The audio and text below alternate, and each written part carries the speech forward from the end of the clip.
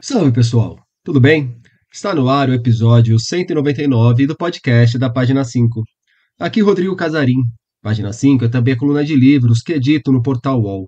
Estou no Instagram como página.5, no Blue Sky como Rodrigo Casarim e no Telegram, só procurar pelo grupo Página 5. Também assine a newsletter da Página 5. Basta se cadastrar no pagina5.substack.com. Link na descrição do episódio. E quem quiser contribuir com uma grana para fortalecer o trabalho, pode assinar a versão paga da News.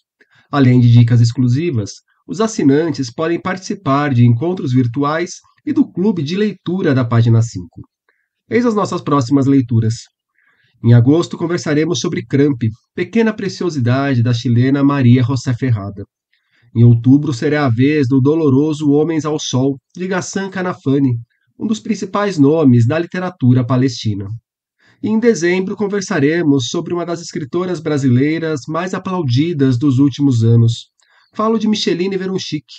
O livro escolhido é Caminhando com os Mortos, vencedor do Prêmio Oceanos de 2024. Abre aspas. Cada linha de trabalho que escrevi foi escrita, direta ou indiretamente, contra o totalitarismo. É comum encontrarmos essa citação de George Orwell por aí. Porém, com frequência, a segunda parte da frase é omitida. O britânico escreveu, sim, para combater o totalitarismo, mas não só. O olhar para a própria obra está no ensaio Por que Escrevo, de 1946, e a citação completa é essa. Cada linha de trabalho sério que escrevi desde 1936 foi escrita, direta ou indiretamente, contra o totalitarismo e em prol do socialismo democrático. Orwell, vocês sabem, é autor de 1984 e de Animal Farm, que aqui cito com o título original por razões que vocês entenderão ao longo do podcast. Não só isso, também escreveu dezenas de ensaios que nos ajudam a compreender como a sua visão de mundo foi sendo forjada de acordo com as próprias experiências. É um dos autores mais citados e lidos do século XX. Também é dono de uma das biografias mais desprezadas e das obras mais deturpadas desse período. Há muitas interpretações tresloucadas sobre a literatura de Orwell por aí. Para entender melhor quem foi esse cara e quais são os caminhos legítimos para interpretar a sua obra, que convidei Débora Tavares para um papo. Débora é professora e idealizadora da Livre Literatura, plataforma que nasceu em 2020 com o objetivo de divulgar e democratizar o conhecimento produzido na universidade pública. Vou deixar o caminho do Instagram para vocês na descrição do episódio. Recomendo que acompanhem o trabalho dela lá no Livre Literatura. Débora é também mestre e doutora em literatura pela USP, onde pesquisou a obra de George Orwell e a sua relação com a história. Débora Tavares, muito obrigado pela presença aqui no podcast da Página 5. Débora, já fiz podcast sobre diversos autores, normalmente autores latino-americanos, e George Orwell foi um dos caras que eu mais escrevi ao longo da carreira, se não for o autor sobre o qual eu mais escrevi. E não tinha nenhum podcast sobre ele, nem flertando com a obra dele. Então, te convidei para sanar uma dessas infinitas lacunas que existe no podcast. Eu vou morrer e não vou dar conta de falar de todos os autores que existem, nem dos seus autores que eu admiro. Mas o do Orwell nós vamos falar, então. E é um cara que vive em diálogo, e mais que diálogo, em tensões com diversas questões contemporâneas, às vezes até menos da literatura e mais da política. E eu queria começar, Débora, o nosso papo tentando entender um pouco melhor quem que foi, antes do Orwell, o Eric Arthur Blair, esse cara que nasceu na Índia, viveu na Birmânia, e era, me parece, acima de tudo, um cidadão do Império Britânico, transitando pelo Império Britânico e vendo todas as contradições e todos os absurdos também do Império Britânico. Então, bem-vinda, se puder começar falando para a gente quem foi o Eric. Oi, Rodrigo, tudo bom? Obrigada pelo convite, é uma honra, né, estar aqui. E o Orwell, ele é um autor que ele aparece, assim, né, inevitavelmente, seja para ser um nome que não se sabe direito do que se trata, seja para tipo, eu já li tal e tal coisa, né? E Orwell é um pseudônimo, né? Então, ele vai criar esse nome para dar vazão à obra, né, ao projeto literário dele. Só que antes dele ser o Orwell, ele foi, né, o Eric Arthur Blair. Tem algumas coisas que ele assina, como Eric Arthur Blair, algumas cartas e correspondências e tal, mas ele é essa figura que transita em dois espaços diferentes, né? Ele é filho de ingleses, mas a história da família do Orwell, ela né, enfim, pautada pelo imperialismo, né? O pai dele foi policial na Birmânia, né, hoje Myanmar, né, e assim, policial, milícia, exército, colonialismo, né, então ele via muito da experiência que o pai tinha. Ele nasceu, né, na Índia, a mãe volta com os filhos para a Inglaterra e o pai fica, então o pai é essa presença meio distante, mas ao mesmo tempo é o primeiro lugar que ele escolhe quando ele se torna um adulto, né. O Orwell, ele vai estudar como bolsista numa escola de muito prestígio, né, na Inglaterra, que é a Eton, só que ele é o bolsista da escola dos aristocratas. Então, né, o Huxley foi o professor de francês dele, né, o Aldous Huxley, do Admirável Mundo Novo, foi o professor de francês dele em Eton, mas ele era aquela pessoa que não pertencia nem a um lugar nem a outro, né. Então, isso vai pautar a trajetória dele como um todo, né. Quando ele sai de Eton, ele não vai ter o recurso financeiro que os colegas aristocratas tinham de ir para Oxford ou para Cambridge, né? Então, ele vai traçar os passos do pai, ele vai se alistar na Polícia Imperial, né, na Birmânia, e aí é onde ele vai ver os horrores da Inglaterra, porque ele vai ser forçado a defender o Império contra aquela população colonizada, né? Então, o primeiro livro que ele escreve, mas não é o primeiro livro que ele publica, né, O Dias na Birmânia, é sobre essa experiência, né, meio que um relato jornalístico, um olhar meio histórico, documental, para esse ponto de vista que ele está dentro do Império, mas ele não concorda com os ditames e ele se vê mais ao lado do oprimido, da classe trabalhadora. Então, são primeiros momentos quando ele tenta ir para o caminho familiar do pai, né, da história da família, e percebe que, opa, mas o meu lugar de fato não é esse, né. Então, é uma coisa que aquele crítico literário, o Raymond Williams, ele vai falar que o Orwell, ele tem uma dupla consciência, né, e um pertencimento ali de classe muito específico, né, e os ingleses, eles são bem, né, hierárquicos e tal. Então, desde o início, o Orwell já percebe, eu tenho alguns privilégios por fazer parte de uma classe média meio baixa, mas eu não sou o opressor, né? Eu sou parte da classe trabalhadora, né? Então, desde então, do início da carreira dele, ele já percebe as mazelas do sistema. E aí, essa ruptura, bom, então eu vou criar um nome, um pseudônimo que dê conta dessa contradição, desse lugar duplo. Aí ele pega, né, o primeiro nome, que era o do rei, né, King George, né, o rei George nos anos 20, nos anos 30, e que é, né, o nome que estava na boca do povo na época, e um elemento mundano, que é o rio Orwell, que passava atrás da casa da família no norte da Inglaterra. Então, na escolha do pseudônimo, ele já sintetizou esses dois lugares que ele ocupa, e assim, isso é uma imagem para entender a obra dele como um todo, assim. Todos os dois lugares que ele vai ocupar e essas cisões, esses pontos de conflito, né? Quer dizer, ele tinha consciência de que a varanda gourmet dele, o SUV dele, não fazia com que ele fosse ser taxado como um bilionário, ou ser taxar grandes fortunas. Só para trazer uma imagem super atual daqui. Exato. Me fala um pouco sobre essas opressões que ele viu na Birmânia, hoje em Myanmar, Débora. Só que assim, a gente fala muito dos horrores da colonização inglesa, mas talvez a gente possa ilustrar um pouco para o ouvinte ter mais claro na cabeça de que tipo de horror que a gente está falando, que o Orwell retratou muito isso, né? Principalmente nesses dias da Birmânia.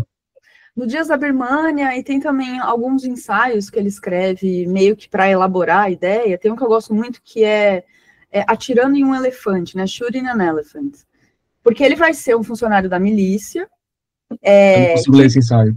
Hã? Eu tenho sérios problemas com violência contra animal. E eu não consigo ler esse ensaio. Alerta de gatilho aí, né? Tal, não, mas podemos falar. Isso aí eu tenho que lidar com meus problemas. A gente não tem que deixar de falar só por causa disso. Perfeito. Então, o que acontece, né? Tem lá um mercado, né, asiático e tal, e um elefante se solta no meio desse mercado e sai pisoteando um monte de gente, o caos, né? E aí cabe aos funcionários da polícia a conter ali. E essa cena aconteceu de fato, né? O Orwell, ele relabora isso no formato de ensaio e tal, e aí ele se vê como o único funcionário ali inglês contra toda a população, tipo, vai, atira, não, vai, não atira. Então, ele olha para o entorno e fala, todas as pessoas aqui com um tom de pele muito mais escuro, e eu sou o homem branco, e a partir desse limite entre o elefante e a população, estava eu, sabendo que eu deveria estar do lado deles e não devia estar vestindo essa farda, mas quem que ia conter o elefante por conta das coisas, né, hierárquicas e de, né, divisão de poder, etc. Né? Então, a partir de uma cena muito cotidiana, ele vai fazer uma reflexão sobre o imperialismo inglês, sobre a colonização violenta, né? Isso é nos anos 30. A Índia vai deixar de ser colônia muitos anos depois, né? 47, se eu não me engano, né? Enfim, vai demorar um pouco, né, para a independência indiana. Então, né, a Birmania estava ali perto e tal. Então, o que ele faz? Ele resolve sair do exército, né, e volta para a Inglaterra. Mas foi uma experiência de 5 anos que ele teve de entender a burocratização, a maneira que o Estado usa o seu aparatos para reforçar privilégio, essas cenas, né, de violência racial, de violência colonial, né? Então a gente tem muitos colegas, né, na nossa área de quem estuda Orwell, que estão pensando essa questão da crítica ao imperialismo, dadas as devidas proporções, porque ele não vai ser decolonial do século XXI, né? Ele não teve acesso ao Fanon, né, outras leituras que vão aparecer depois, né? Então, sempre importante, né, a gente contextualizar em que momento histórico que ele estava falando isso, entre a Primeira e a Segunda Guerra, né? Então, a partir desse ponto de vista sempre da tensão das classes sociais, né? Então, parece que ele analisa a sociedade a partir do poder, do privilégio e etc., para depois fazer alguns comentários sobre questões raciais, alguns comentários, né, sobre a mulher, mas ele era machista, né? A história da família do Orwell, de algumas gerações da família do pai, eles tinham uma plantation na Jamaica. Então, assim, o inglês, que nasce inglês, ele vai ter um histórico violento, né? Da mesma maneira que a gente sabe que a nossa história é uma história pautada pela escravidão e a nossa ancestralidade, né, e tudo mais.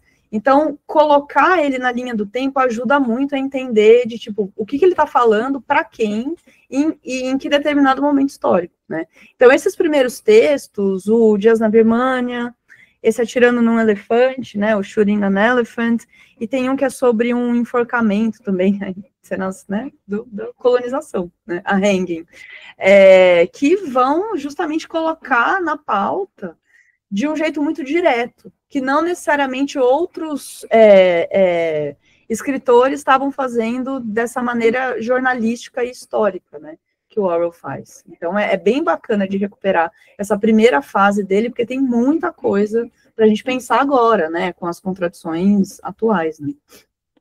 Eu gosto dessa explanação que você faz para a gente lembrar justamente disso, do quanto é importante a gente olhar para qualquer personagem histórico, admirável ou não, e lembrar das contradições desse personagem, não querer projetar nesse personagem um cristalzinho perfeito, um exemplo maior de retidão ética ou moral, com todos os parâmetros que a gente de hoje julga que seriam os ideais, né?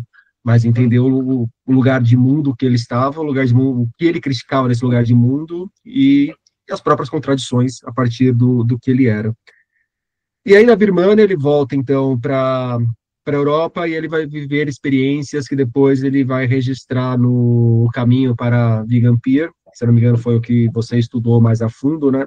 Que tem ali um ensaio que eu lembro muito bem dele junto com mineiros no interior da Inglaterra, que é um ensaio bastante marcante, e o Napior em Paris e Londres, que é uma época de vacas bem magras na vida dele, me parece. Vamos falar um pouquinho dessa fase. Então. Eu quero, assim, eu não costumo fazer uma coisa biográfica tão certinha que nem eu estou fazendo hoje com você, tá, Débora? Mas eu Uhum. acho que para a gente entrar no cerne das discussões atuais sobre o Orwell, que é a questão Sim. da política e o que a gente, de como a gente pode entender a literatura do Orwell com a visão política, eu acho que é muito salutar que a gente olhe para a trajetória dele e entenda como o Orwell foi se posicionando e foi se construindo socialmente e politicamente. Então, daí que eu estou fazendo esse passo a passo. Claro, claro. Então, o Dias na Birmânia é o segundo livro que, é o primeiro livro que ele escreve cronologicamente, mas é o segundo livro que é publicado, por questões ali, né, de o texto chegar, ser revisado, o editor aprovar, tal, tal, tal. O primeiro livro cronológico, de 33, é o Na Pior em Paris e Londres, mas é o segundo que ele escreve. Então, ele volta da Birmânia e vai direto para Paris. Só que não é a Paris daquele filme do Woody Allen, né? Meia-Noite em Paris. Não são os cafés em Montmartre, as galerias e tal. Ele vai morar com moradores de rua. Ele vai ficar na fila para pegar a vaga em abrigo. Vai trabalhar como garçom em hotel, né? Então, ele é essa pessoa que está numa classe média, mas não cumpre o que é esperado dessa classe média que teve acesso a uma certa intelectualidade, né? Então, ele já não fez universidade, né?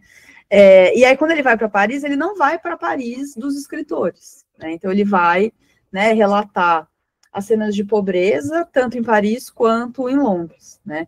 Aí, quando ele faz esse retorno de vez na Inglaterra, aí já é 34, né, 1934, ele começa a publicar muito em jornais, em revistas de esquerda, né, vai ter uma coluna frequente, fazer muita resenha de livro que saía, muita crítica literária, porque está tentando, né, fazer as contas virarem, né, classe trabalhadora. Vai dar aula de inglês, vai dar aula de francês, vai trabalhar num sebo.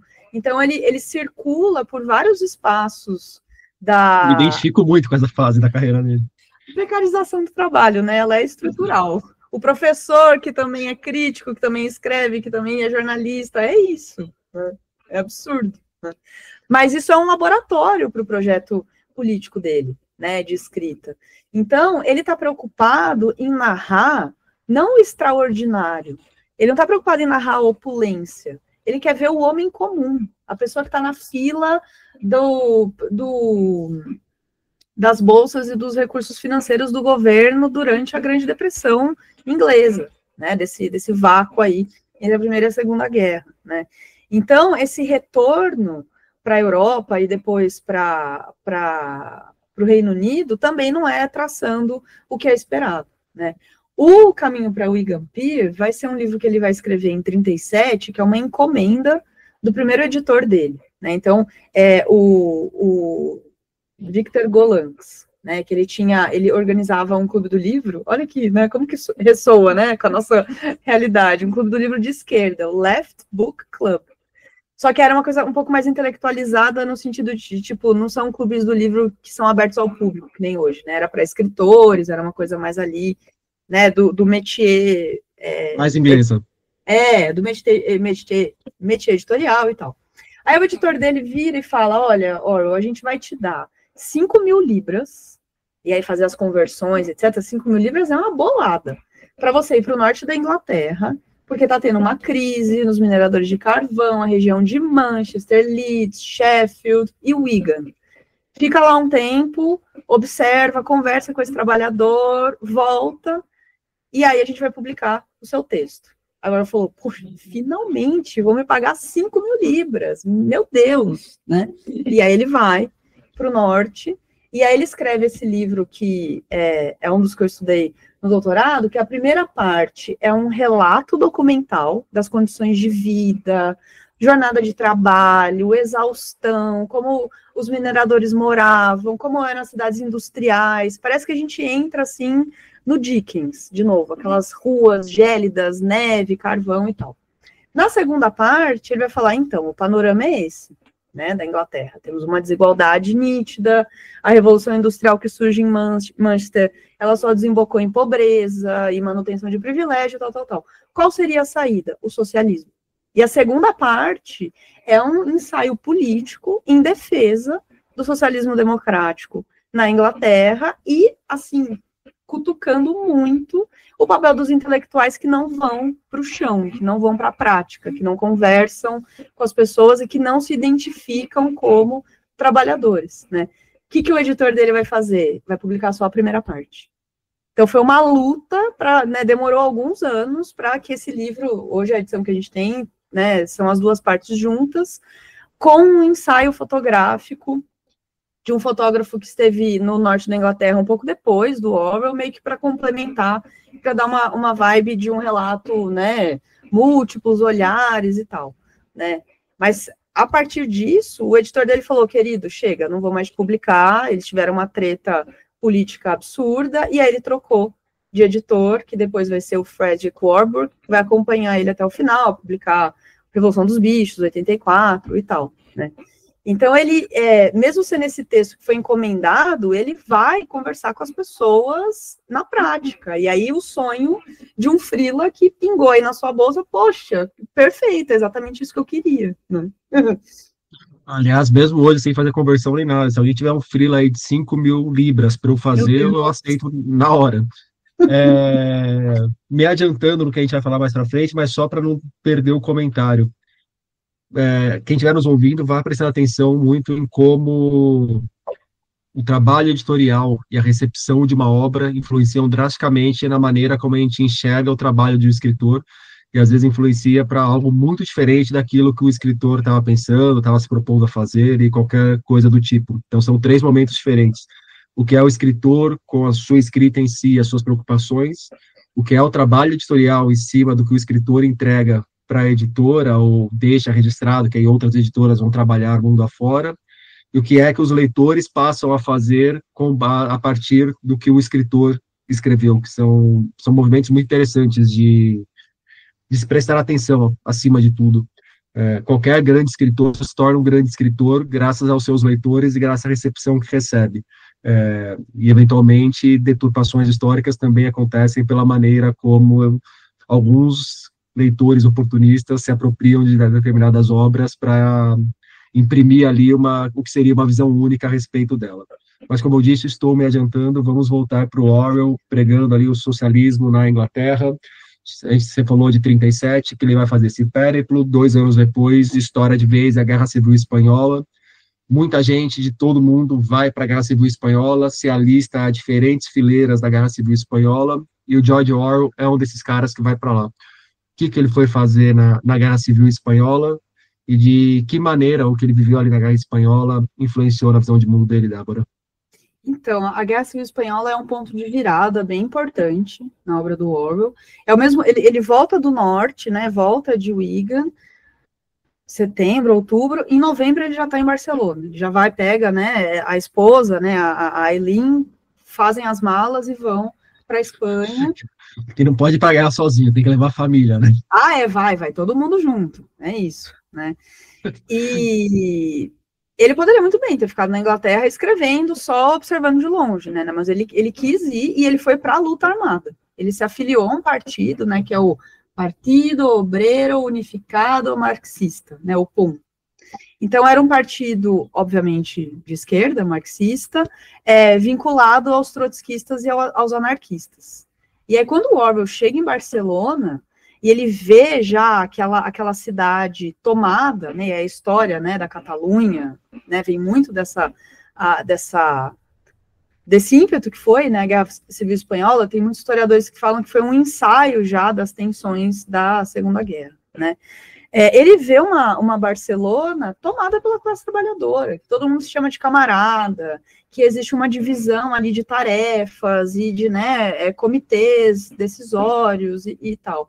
Então ele falou, nossa, finalmente, a gente está respirando uma certa, uma experiência aqui democrática de fato, né? E aí ele vai lutar no front, na região de Aragón, um pouquinho ali para cima, né, passando Barcelona, e aí aquela batalha que é meio tediosa ainda, porque é a trincheira, mas não é o tiroteio do videogame, né? É uma dias e dias de tédio, e aí ele com o bloquinho de notas, né? Hoje faltou tabaco, tantos dias sem tomar banho, hoje uma tempestade, hoje tivemos um certo confronto à fronteira, tal, né? Então ele vai relatar mesmo, né, com essa experiência dele de jornalista, as notícias do front, e já vai também fazer uma análise desse panorama que foi, né, os conflitos todos na Espanha, de a ascensão do totalitarismo, né? Então a gente vai ter o Mussolini, né, na Itália, depois o Hitler na Alemanha, mas aqui já o Salazar com um sistema de opressão muito bem organizado, né? E foi nessa prática de ter contato, né, com o pessoal do Partido dos Trabalhadores Marxistas que o Orwell entendeu, bom, é isso, né? Tudo que eu vou escrever de agora em diante, que é a famosa frase, né, do porquê escrevo, que ele vai publicar um pouquinho depois, tudo que eu escrevi de 1936 em diante é contra o totalitarismo e a favor do socialismo democrático. Então, isso que é assim, né? As pessoas não leem o Orwell. Se elas lessem o Orwell, elas entenderiam onde ele está. Deixa eu só fazer um comentário, que é impressionante como, eventualmente, essa frase pipoca por aí, mas cortando a segunda parte. Tudo que eu escrevi na minha vida foi contra o autoritarismo. Esses dias, eu acho que foi até a editora Globo que postou no Instagram deles só essa primeira parte, e não sei por que às vezes esquecem da segunda. E aí, isso, falando da coisa do mercado editorial e tal, né? A editora, não vou falar o nome, do Olavo de Carvalho, faz um trabalho muito bem feito de manipular o texto do Orwell, porque eles cortam pedaços. Então, oculta-se essa segunda parte que ele está direcionando exatamente, olha, eu sou contra o totalitarismo e a favor do socialismo democrático, né? O que isso representa, esses nomes todos, em 1937, né? Aí a coisa da gente precisar estudar a história, né? A Revolução Russa, e aí as figuras que vão causar influência no que significa socialismo, no que significa comunismo e tudo mais. É para isso que ele está apontando nessa experiência que ele está vendo, né, da Espanha. E nessa experiência da Espanha, eu já li o Homenagem à Catalunha, que, aliás, eu acho que é um livro que merecia ser muito mais lembrado dentro da obra do Orwell, e mesmo após a entrada em domínio público do Orwell, praticamente ninguém lembrou desse livro. Eu acho que a Companhia das Letras lançou uma edição que se chama Dias na Espanha, Lutando na Espanha, alguma coisa assim, que reúne o Homenagem à Catalunha e um outro livro dele, mas é uma parte do Orwell um tanto apagada, que me parece crucial para se entender o pensamento do Orwell. Ali ele começa a ver muitas contradições e fazer muitas críticas dentro do próprio campo da esquerda, que era o campo em que ele se inseria, não abria mão, né? Mas é aquela coisa, tipo, é o meu campo, mas não é porque é o meu campo que eu vou falar que é tudo lindo, que tudo é maravilhoso. Exato. E aí eu percebo que muitas vezes, porque ele sendo um cara de esquerda, que tinha suas críticas, e críticas às vezes muito pesadas, à parte da esquerda, toma-se apenas as críticas como se ele só apedrejasse a esquerda e como se fosse para a esquerda como um todo, e não para fortalecer justamente o projeto de esquerda e fortalecer principalmente a parte que ele defendia dentro de um projeto de esquerda. Você pode falar um pouco, eu acho que vai entrar isso aí de novo nas contradições que a gente tinha ali do que ele era, um cara contra o Império, mas que era um britânico. E aí, no campo que ele habitava, do campo político que ele habitava, pelo qual ele se filiava, ele via as contradições e apontava as contradições também.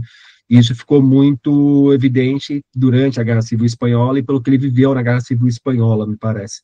Pode falar um pouco desse olhar crítico do Orwell para dentro da própria esquerda, visando fortalecer a esquerda, não fortalecer a direita? Exato, exato. É isso, ele é uma consciência dupla, né, de pertencer a um lado e olhar com muita insatisfação para o que está no entorno. Então, a crítica que ele faz... Uma imagem que eu uso muito em textos, que agora que eu lembrei, é criticar, olhar para a própria trincheira e ver os problemas da própria trincheira, mas não é para ir pular para o outro lado da trincheira. Exatamente, exatamente. Então, a crítica que ele faz o que a gente chama, né, de o Partido Comunista alinhado com os ditames soviéticos do Stalin, significa uma crítica ao autoritarismo, à censura, e aí, assim, né, é preciso horas e horas para entender o caso específico do Stalin, a condição, né, da União Soviética, etc.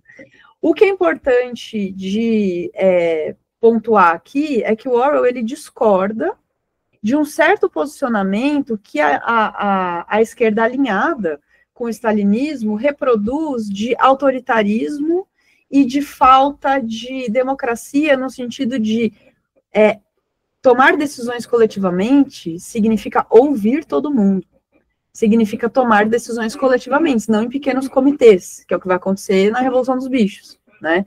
O Napoleão se separando para resolver as coisas todas, né? Então, quando ele faz essa crítica, ele não está criticando a esquerda inteira, né? Ele está criticando uma parte da esquerda. O que a extrema-direita faz, né? Ah lá, tá vendo? O anticomunista.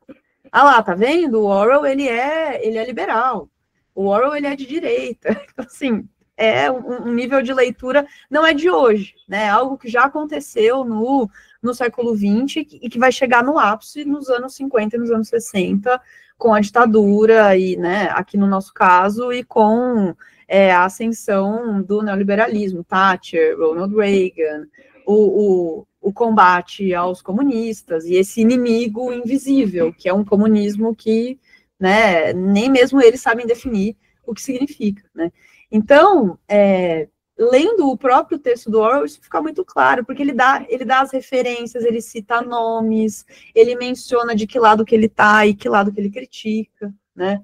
Então, essa vivência prática na Espanha, primeiro, ajudou ele a conhecer as figuras todas e de entender, poxa, esse aqui é o meu lado, então, da discussão, para quando ele retorna para a Inglaterra e os ventos já estão soprando para uma segunda guerra que vai eclodir aí, uma segunda guerra de bombas e tal, para entender como que esse perigo, tanto da guerra quanto da tendência autoritária do Partido Comunista alinhado ao stalinismo, poderia trazer resultados terríveis para o desenvolvimento da esquerda na própria Inglaterra.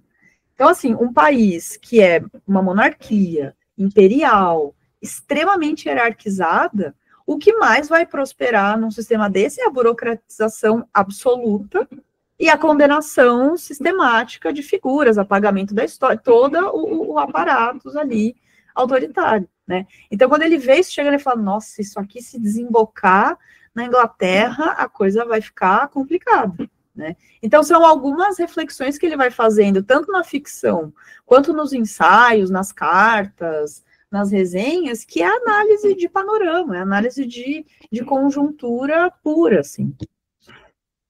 E passada a Guerra Civil Espanhola, passa-se também a Segunda Guerra Mundial, e aí veio a fase nova, digamos, na carreira do Orwell, que é ele se dedicar ao romance, que o Orwell até então ele se dedicava muito ao ensaio. Não sei se você pode me dizer se ele tem alguma coisa de ficção mais substanciosa publicada antes, mas a gente vai conhecer o Orwell romancista da Revolução dos Bichos, ou Fazenda dos Animais, a gente pode até discutir os títulos. Animal Farm, vamos no original, que fica menos problemático. O Orwell do Animal Farm e o Orwell do 1984 já é pós-Segunda Guerra Mundial. Por que ele opta por uma abordagem política via romance, não mais via ensaio? E como que você vê esses dois pilares da obra dele, o Orwell romancista e o Orwell ensaísta? Então, ele escreve tudo ao mesmo tempo, né? Eu gosto de dividir a obra dele por eixos temáticos. A gente tem um eixo do ensaio documental, então, Na Pior em Paris e Londres, Dias na Birmânia, Caminho para Wigan Pier, Lutando na Espanha. Depois ele tem uma fase naturalista, de descrição, assim, e de escrita de ficção, muito retomando Dickens, retomando ali, né, um olhar do realismo, né, meio que dando umas cutucadas para alguns modernistas, que ele discordava um pouco de procedimentos, né, e tal, pensando que são textos dos anos 30. E aí são romances mesmo, né. Em 1935, um livro dele pouquíssimo traduzido, que é A Filha do Reverendo, é o único livro dele com uma protagonista mulher, que é uma filha de um reverendo que perde a memória e ela tenta voltar para casa numa Londres meio caótica, né, de questões sociais e tal. Tem A Flor da Inglaterra, que é de 1936, que ele escreveu antes de ir para Wigan, que é a história de um livreiro que trabalha num sebo, que resolve travar uma guerra ao dinheiro e sair do mundo do capitalismo, porque ele é um escritor frustrado, e aí ele resolve, né, se isolar. Meio que um Winston Smith, assim, no germe, já, sabe? Esse livro é de 36 e é ficção. Em 39, ele vai escrever Um Pouco de Ar, por Favor, que é sobre é meio que um cara que trabalha numa imobiliária, assim, que ele volta para a sua terra, a sua cidade de infância, né, a parte mais rural da Inglaterra, para tentar fugir dessa Londres caótica que já tem uns aviões passando e um burburinho de bomba e tal, né. Então, enquanto ele está escrevendo esses ensaios, ele também está escrevendo ficção, né. Então, a obra dele se desdobra em temas e em formas de uma maneira que uma complementa a outra. O ensaio político complementa a ficção, e a maneira que ele sistematiza as coisas na ficção ajuda a montar a estrutura narrativa do ensaio, né, pensando em fio condutor, né, e tal. O que a gente conhece mais, né, da fase final é o que eu gosto de chamar de a literatura satírica dele, que aí sim é o Animal Farm e o 1984, que é onde ele, de propósito mesmo, com muita preocupação, é o que ele fala, né, no Porque Escrevo. Foi onde eu escrevi a escrita política em forma de arte, que é o Animal Farm durante a Segunda Guerra, né, e o 84, né, pós-Segunda Guerra, que vai ser publicado em 49, né. Então, pouquíssima gente lê os ensaios dele, eu recomendo demais, demais, demais, demais. Tem algumas edições que foram traduzidas recentemente que são bem bacanas, que ajudam a entender como que é um tema que não sai da cabeça dele. E muitas coisas que acontecem nas obras de ficção são parecidas, os dilemas, as contradições de um ou outro personagem. Nossa, isso aqui é muito Winston Smith lá na frente. Isso aqui é muito o comportamento do O'Brien lá atrás, no livro dele dos anos 30, né? Então, ele não tem, assim, uma produção. São 9 obras e centenas de ensaios, artigos e tal. Mas não é uma obra muito grande, né? Para alguém que viveu 47 anos também, ele viveu pouco num momento bastante conturbado, né? E aí tem um detalhe biográfico crucial, que durante a Guerra Civil Espanhola, ele leva um tiro na garganta, que quase perfura a aorta, ele quase morreu no ato. Levaram ele para o hospital para, né, fazer o curativo e tal, e aí ele pegou tuberculose na Espanha. Tem uma pesquisadora que colocou num raio-x uma carta que foi detectado o bacilo, né, da tuberculose, um negócio chique, né, de pesquisa e tal. O que isso significa? Ele não foi lutar na Segunda Guerra, por conta do ferimento na garganta, e aí ele vai trabalhar na BBC, num programa de rádio, que vai ser uma experiência muito traumática, que ele vai detestar, mas ficou na BBC para pagar as contas também, né? Então, é ali na BBC que ele vai observando algumas imagens que vão desembocar no 84, por exemplo, né? O Ministério da Verdade, 5.000 andares para cima, 5.000 andares para baixo, é o prédio da BBC de Londres, gigantesco, né? Então, tem algumas coisas que ele vai pegar da experiência dele para elaborar na ficção e na não ficção também. E aí, entrando um pouco mais a fundo agora na parte de edição do Orwell, e antes da recepção até, mas assim, a edição do Orwell e a manipulação do Orwell de forma política. Terminada a Segunda Guerra Mundial, logo depois começa a Guerra Fria, e a gente tem uma obra do Orwell que às vezes se espalha por alguns lugares do mundo, inclusive aqui no Brasil, sendo levada por diversos institutos querendo pregar o anticomunismo. Você pode falar um pouco de como que essa imagem do Orwell começa a ser forjada ali nos anos 50, nos anos 60, e como isso vai impactando década a década até a gente ter essas possibilidades variadas de Orwell hoje, desde interpretações razoáveis até coisas completamente tresloucadas que falam sobre ele? Então, né, o Orwell, ele começou a ver o sucesso dele de escritor com o Animal Farm, que saiu em 45. Então, até 45, perrengue para pagar conta e tal, né? Aí, em 45, a coisa começa a ficar mais confortável, né? O 84, ele é publicado novembro de 49, ele morreu em janeiro de 50. Ele não viu o que o 84 virou, né? E aí é uma obra que circula no mundo num momento histórico muito complexo, né? Aquilo que o Antônio Cândido chama de sistema literário. O autor, a obra e o público leitor. Como que esses livros eles vão circular pelo mundo? Principalmente no nosso caso aqui, no Brasil. Pegando o caso do... Aí aqui eu vou usar o termo Revolução dos Bichos, né? O Brasil é a única tradução que usa o termo revolução no título. O original é Animal Farm, né? Tem a Rebelião da Granja, a Quinta dos Porcos, o Triunfo dos Porcos em Portugal, enfim, né? Por que no Brasil tem esse título Revolução? Porque foi uma tradução encomendada durante a ditadura pelo Instituto de Pesquisas e Estudos Avançados. Parece um nome progressista, mas era uma aparelhagem da ditadura para manipular objetos culturais, músicas, filmes, obras literárias, com um objetivo muito específico de caçar o comunismo abstrato, né, o fantasma comunismo, como se, né, enfim, fosse de fato uma ameaça, né. Então, a Guerra Fria ela é uma guerra de ideias. Onde que a ideia vai ser travada? Na cultura, na arte, na literatura. Então, o que acontece? Em nenhum momento o Orwell usa o termo revolução. Ele usa o termo rebelião, né? Rebellion. Então, o que acontece com uma obra que ele está fazendo uma alegoria sistemática da Revolução Russa, em que uma parte do movimento toma o poder para si e se comporta de maneira autoritária, que foi o Stalin, né?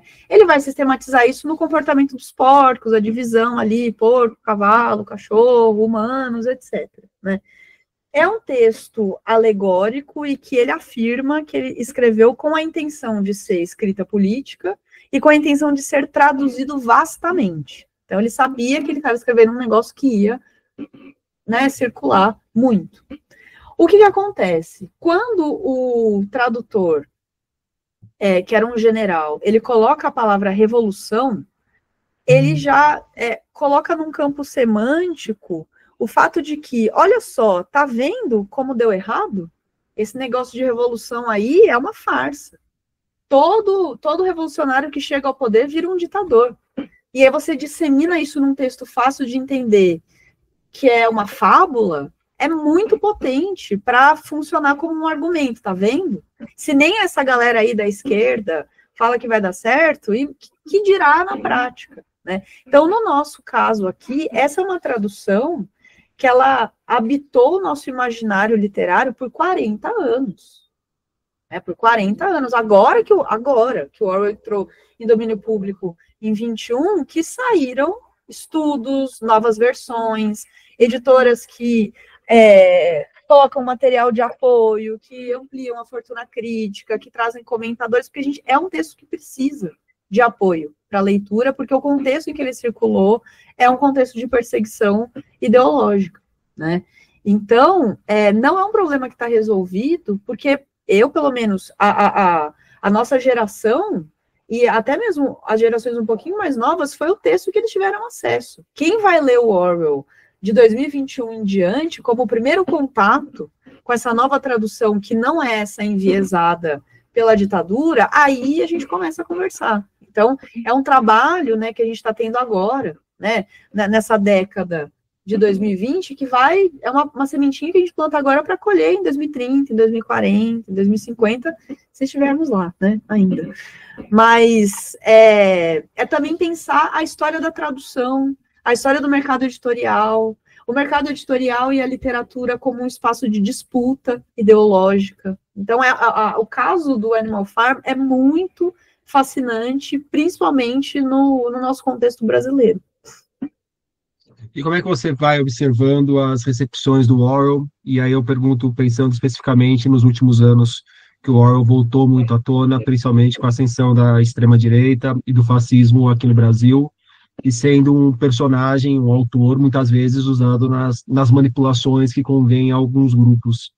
E eu falo da complexidade porque, assim, eu acho uma desonestidade muito grande quando eu falo, não, o Orwell fez, a obra do Orwell é só uma crítica ao comunismo. Se você quiser falar que é uma crítica ao totalitarismo, que também pode ser enxergado dentro de uma fatia do comunismo, pô, estamos de acordo. É uma crítica principalmente ao totalitarismo, mas não a uma faceta única de totalitarismo. Exato, exato. Então, o momento atual que a gente está, além de ser um momento de crise econômica, financeira, política e tal, é um momento de crise da narrativa, assim, de disputa de quem, crise da narrativa no sentido de quem está contando a história, quem é quem está organizando a maneira que a gente entende o que aconteceu, né?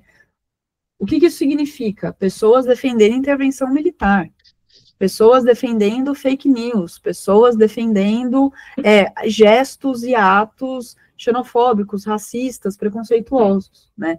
Então, o olhar que o Orwell traz para esse panorama diz muito para a gente o quanto que ainda estamos presos e arraigados no sistema que ele estava vivenciando nos anos 30, nos anos 40. Né? Muita coisa aconteceu, muita luta, principalmente feminista e antirracista, nos anos 60, 70, 80, redemocratização, etc., mas a gente ainda vive no capitalismo. Né? A gente ainda vive numa norma social e política pautada na exploração, na disputa, né? A gente não tem a possibilidade de ser livres, de fato, 100% no capitalismo, isso é impossível, né? Então, por isso que a obra do Orwell, ela ressoa muito nesse momento que a gente está agora. E aí, assim, né?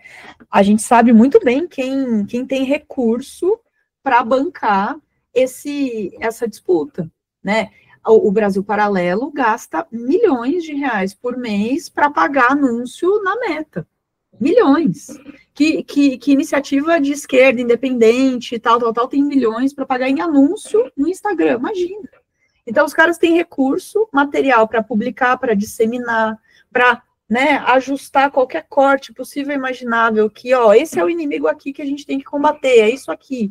Não precisa questionar, não precisa ir atrás de fonte, só repassa a mensagem. Para fazer isso, é muito recurso, é muita, uma estrutura de mídia e de poder muito profunda, né? Então, colocar o Orwell nesse lugar, e pelo menos é o que eu tenho tentado fazer nos últimos anos, é numa iniciativa de divulgar, né, o texto, o contexto, as explicações de um jeito claro e objetivo, porque também não adianta entrar nesse combate sem recurso material, né, que a extrema-direita tem, e com uma linguagem que não vai alcançar todo mundo, né? Então, escolas que se propõem a fazer um plano pedagógico de leitura, clubes de leitura que leiam Orwell, outras adaptações e outros formatos, né? Eu conversei recentemente com o Fido Nest, que fez a adaptação do Orwell para quadrinhos, o Orwell em Cordel, né, que é uma adaptação de um amigo nosso, um aluno nosso aqui da Livre Literatura, o Josué Limeira. Então, assim, transformar ele nas linguagens mais dinâmicas e didáticas do possível, porque a mensagem dele está muito clara. A questão é como ela está sendo conduzida, né? Como que ela está sendo mediada. Então, é uma batalha de ideias mesmo. Né? E nessas lutas, às vezes eu vejo algumas manifestações aí de gente de esquerda levantando a bola que o Orwell poderia ter sido infiltrado do capitalismo para denunciar comunistas, ou então um agente dos Estados Unidos fazendo não sei o quê. Parece que existe algumas lendas urbanas, alguns buchichos, algumas histórias, vou dar o benefício da dúvida, algumas histórias de muito difícil comprovação que circulam no entorno do Orwell para tirar a credibilidade dele como uma pessoa de esquerda, como se ele estivesse como se ele fosse um agente duplo que fingia ser de esquerda, mas na verdade é para fortalecer a direita. Existe alguma coisa desses buchichos, dessas histórias que param de pé? O que você pode me dizer sobre isso? Porque é muito difícil você averiguar uma coisa que você não encontra o lastro, porque se não tem o lastro é tipo Deus, e aí Exato. Deus, eu não consigo encontrar nada comprovando que Deus existe, então ele realmente não existe, eu só não encontrei alguma coisa ainda. Exato. O formato da teoria da conspiração, ele é muito fácil, né? Ele é muito convidativo, porque você dá uma resposta pronta. Porque daí eu colocar essa ideia de, o Orwell, ele era anticomunista, então eu não preciso saber o que é comunismo, quem são as figuras, qual é esse momento histórico, do que se trata, quem fez o quê e quando. Pô, beleza, o Orwell é anticomunista, vai. Replica aí, manda o post para, né, as pessoas sem, né? Então é muito fácil essa roupagem da teoria da conspiração, né?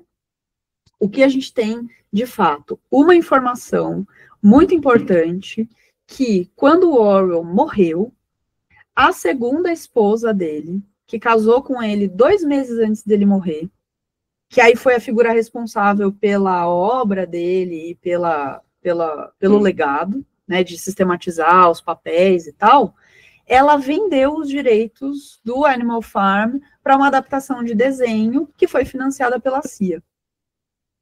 Então, assim, ele já não estava nem mais entre nós, já tinha ido, né?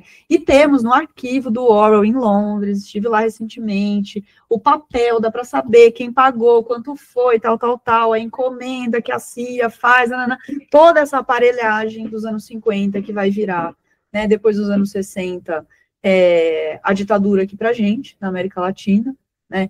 Então, o que a gente tem de fato? O que foi feito da obra dele depois? Né, a aparelhagem muito esperta da CIA, que tinha recurso para caramba, para virar e falar, olha, a gente quer pegar essa adaptação aqui, e aí convido as pessoas a colocarem no YouTube, tá lá, né, o desenho, acho que é de 1953 ou 1954, que, assim, modifica o final, dá um tom, né, idealista, dá um tom de hipérbole, que aí, né, as discussões que dá para se fazer de adaptações e os desdobramentos em torno disso, né. Mas toda a mitologia, a teoria da conspiração, de que ele era um agente infiltrado, tal, meu Deus, sabe, cadê? Queria que fosse esse romance de detetive para dar um ânimo, assim, além na vida, mas não era isso, né? Então, enfim. Quem está nos escutando, eu acho muito difícil que não conheça nada do Orwell. Mas se alguém não conhecer nada do Orwell, conhecer muito pouco do Orwell, quais são os 2 ou 3 livros que você indicaria para uma pessoa começar a conhecê-lo um pouco melhor e conseguir ir além dessa caricatura, às vezes reduzida numa frase que se faz dele por aí, seja para um lado, seja para o outro? Ele é a nossa Clarice Lispector, né? Frases, né? Socorro. Eu vou recomendar 3 textos. O primeiro é o ensaio Por que Escrevo, tá? Foi traduzido aí por várias editoras, temos versões muito boas. 7 páginas, que é uma entrevista, né, que foi feita numa revista, de uma pergunta para vários escritores, por que vocês escrevem? E aí o Orwell foi um dos que respondeu, e ele vai dar 4 motivos pelos quais ele escreve, né? Primeiro, a questão estética e a questão egoísta de querer ser um autor publicado, o impulso histórico de retratar as coisas tal qual a maneira que elas são, e o impulso político, de denunciar mentiras e de sistematizar as coisas e tal. Em 7 páginas, ele põe ali o propósito e o projeto literário dele como um todo. Vou recomendar o romance A Flor da Inglaterra, de 36, para quem está interessado em ver como ele elabora o narrador, como a partir de um personagem vão aparecendo problemas sociais e como aquele personagem lida com aqueles problemas, né, e tal. E o Lutando na Espanha, ou Homenagem à Catalunha, né, depende aí da tradução, que é esse livro dele da experiência na luta no fronte em Barcelona, durante a Guerra Civil Espanhola, porque é isso, tá tudo em domínio público, mas a gente teve aí um boom muito grande só dessa fase satírica, né, do Animal Farm e do 84. Tem mais 7 livros que dá para circular muito mais ainda, e o Lutando na Espanha é um deles, né. Quando ele entrou em domínio público, eu acho que eu passei uns 3 meses recebendo de 2 a 3 edições diferentes de Animal Farm e de 1984 por semana aqui em casa. Daria para fazer uma biblioteca só com as edições desses 2 livros. E nada dos outros, e nada de chegar ao da Catalunha que eu tanto queria. Exato, a gente carece muito, muito mesmo. Débora, para a gente fechar o nosso papo, queria que você me indicasse um livro agora, mas que não tenha nada a ver com Orwell. Nossa, menino, um livro que não tem nada a ver com Orwell. Olha, fazia tempo que eu não... Sabe quando você lê, assim, um livro de uma vez só? Que é raro, né? Tempo, tal, etc. Mas um livro que me deixou, assim, estupefata com os temas, eu anotei, eu dobrei a página e tal, é uma coletânea de poemas do Brecht, publicada pela editora 34, que é, assim, avassalador. Avassalador, ele fala de amor, ele fala de guerra, ele fala de dor, sofrimento, de esperança, de luta. Então, foi um livro que eu li pela primeira vez, acho que em 22, 23, as datas são meio turvas, que foi de uma vez só, assim, eu volto nele o tempo inteiro. É muito bom. Eu tenho um livro de poemas do Brecht também, que é uma coletânea que saiu pela Parábola, eu acho, Ah, é muito bom também e essa edição. do André Valias, que traduziu e que fez o Sim. prefácio e tal. E eu também volto nele com uma frequência bastante grande. Então, fica a dica compartilhada dos poemas de Brecht. Maravilhoso. Débora Tavares, muito obrigado pelo papo. Imagina, eu que agradeço.